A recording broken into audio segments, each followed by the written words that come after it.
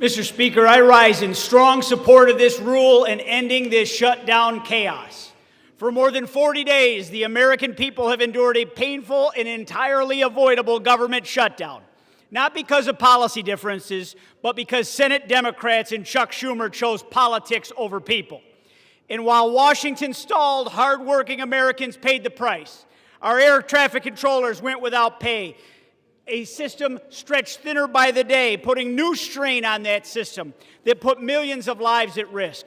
Americans depend on them to keep our skies safe. And families who rely on SNAP and WIC, parents just trying to feed their kids, were left wondering how they'd make it through another week. And at the same time, our border agents and our Coast Guard members, they continued to serve this country as their own families went without pay. And through it all, while everyday Americans carried the weight of the shutdown, Senate Democrats had chance after chance to end it. But instead, they chose to prolong the pain. That is not leadership, that's hypocrisy.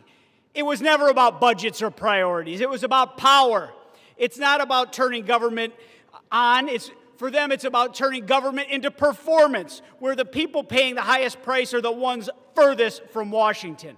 For more than 40 days, families were used as political pawns and props, while those responsible stood in front of cameras pretending to solve the crisis that they created. I actually saw a member from my home state stand at a food bank, decry the fact that nutritional assistance was in question, then swear up and down that they would vote against ending this shutdown. That is the epitome of hypocrisy, and the American people deserve better than that. House Republicans did our job. We passed a clean continuing resolution weeks ago, the same kind of straightforward measure that should have been agreed to immediately to keep this government open. But Senate Democrats blocked that 14 times, prolonging this shutdown just to score points to their woke, angry mob.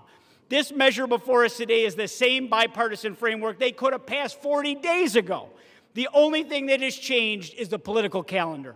So, Mr. Speaker, I urge my colleagues to support the rule, stand with the American people, the families of veterans and public servants who have carried the burden of this shutdown, and let's reopen our government, and let's get this country moving again. And I yield back, Mr. Speaker.